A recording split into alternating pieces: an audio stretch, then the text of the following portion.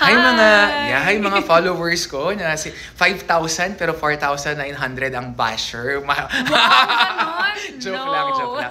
I'm now here with Miss Diana Meneses. Hello, Doc. Original Dabar Cat. So thank you very much for inviting me. So later po we will be shooting a clip for Kada Umaga. No? So here, eto naman. Itatanong ko ang controversial question. Go ahead. Bakit nawala si Diana sa Eat Bulaga? Kasi original Dabar Cat si Miss Diana.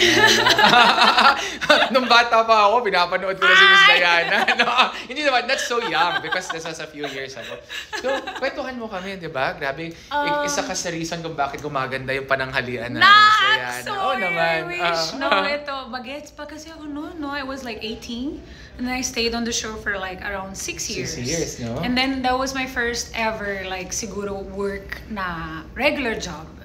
Kasi before that, like puro modeling and studying lang ako. Yes, so, I mean, may tuturing din natin na modeling is work. Yeah, but it's not have Filipino regular. Wala. Talaga. No, I was just really makulit during the time that I entered the show and I was asking everyone, how do you say this in Tagalog? How do you say that in Tagalog? And then eventually, imagine a certain part of you naging Filipino na, no? Yes. And I'm very curious about Tagalog and Philippine culture. Yes. Like, I'm very amazed about why everyone comes here and wants to stay. Yeah. So I'm one of them, right? So I decided to stay and I decided to make it a point that people will see the value when they look at why the foreigners are staying in the Philippines. And I hope people can recognize that because talagang this country is a blessing. Promise. Miss Diana, since we are celebrating the World Obesity Month, can you please tell us, give tips, how did you stay so fit? You're even sexier now. Nice! Doc, grabe siya. Doc Jose Eduardo, ito talaga, So bakit, anong secret? How do you hit? I can get chubby if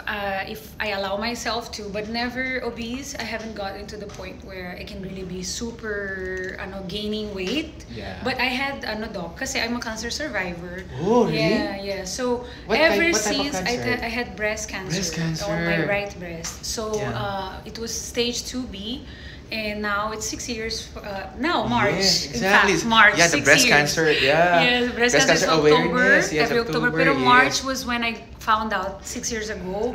So now it's been 6 years exactly, which means I'm cancer-free. Sabi nga ng mga doctors, after 5 years, you're cancer-free. So this is my first year as in talagang cancer-free. So going back to the question, how to stay sexy. Ever since that happened to me, I'm not going to say that cancer is a blessing, pero the changes of lifestyle that I had to incorporate in my life were a blessing. Diana, yung obesity or yung fat is actually food for the cancer cells. Yes. That's why it's very tightly related. And the sugar. And the sugar as well. So my only secret, Doc, is no sugar. No sugar. Since discipline. Yeah, so maybe, sabi nga, invite ka namin ni Emma sa Pampanga. So if ever, that. punta si Miss Diana sa Pampanga, Si busugin Doc natin siya. Jose Eduardo ay isang afam. Afampangan. See you, thank you. Thank you, Doc.